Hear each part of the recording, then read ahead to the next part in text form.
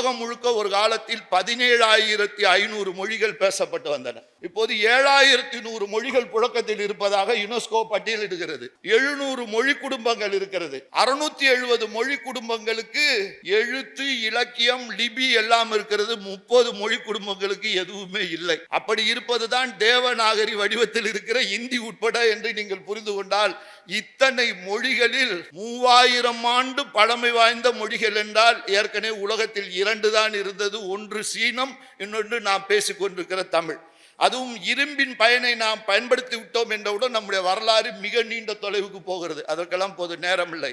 நான் சொல்ல வந்திருக்கிற விஷயம் வேறொன்று. இந்திய அரசின் 8வது அட்டவணையில் 22 மொழிகள் அலுவல் மொழியாக இருக்கின்றன. அந்த அலுவல் மொழிகளில் இருப்பதற்கெல்லாம் சம அந்தஸ்து தர வேண்டும், தமிழையும் ஒரு ஆட்சி மொழியாக்க வேண்டும் என்று பேரறிஞர் அண்ணா நாடாளுமன்றத்தில் பேசினார். இது வரலாறு, தயவு செய்து நீங்கள் புரிந்து கொள்ளுங்கள். அப்போது கிண்டலும் கேலியுமாக பக்கத்தில் இருந்த வடநாட்டை சேர்ந்த ஒரு எம்பி சொன்னார், இந்தியை பேசுகிறவருடைய எண்ணிக்கை எவ்வளவு தெரியுமா உனக்கு? அப்போது இருந்த கணக்கின்படி 23 கோடி. தமிழை பேசுகிறவருடைய எண்ணிக்கை தெரியுமா உனக்கு? 4 கோடி. அப்போது உடனே அந்த எம்பி சொன்னாராம், இப்போதாவது தெரிகிறதா அண்ணா அவர்களே, ஜனநாயக நாட்டில் அதிகம் பேர் பேசுகிற மொழியான இந்தியைத்தானே நாங்கள் ஆட்சி மொழியாக்க முடியும் என்று கேட்டாராம். தமிழன் எப்படிப்பட்டவன் என்பதற்காக நான் சொல்லுகிறேன். அண்ணா சிரித்து கொண்டே சொன்னாராம், என் இனிய நண்பரே, உங்களிடத்தில் நான் ஒரு கேள்வி கேட்கட்டுமா என்று கேட்டாராம். இது பல மேடைகள் புழங்கப்படுகிற செய்தி தான், இந்த காலத்திற்கான செய்தி. என்ன என்று கேட்டார்கள். அண்ணா கேட்டார், இந்தியாவுடைய தேசிய விலங்கு எது? இவர் சொன்னார் புலி. அப்போது உடனே இவர் அண்ணா கேட்டார், எண்ணிக்கை தான் முக்கியம் என்றால் இந்த நாட்டில் புலிகளை விட பூனைகள் தானே அதிகமாக இருக்கிறது, அப்படியானால் நீங்கள் பூனைகளை தானே தேசிய விலங்காக வைத்திருக்க வேண்டும் என்று கேட்டார். அடுத்து அண்ணா கேட்டார், இந்த நாட்டுடைய தேசிய பறவை எது என்று கேட்டார்.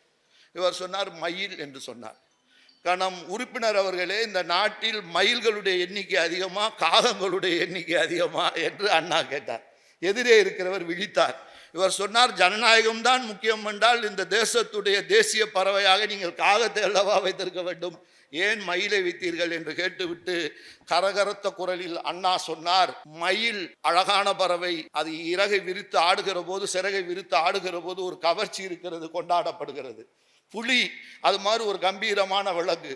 அப்படி என்றால் தமிழும் ஒரு அழகான கம்பீரமான வாழ்ந்து கொண்டிருக்கிற இலக்கண இலக்கியங்கள் படைத்திருக்கிற மொழி என்றால் அந்த தமிழை நீங்கள் தூக்கி பிடிப்பது தானே தகும் என்று அண்ணா பேசினார் என்றால், இன்றைக்கும் தமிழுக்கு உரிய இடத்தை தருவதற்கு தான் நாம் எல்லோரும் உழைத்து கொண்டே இருக்கிறோம்.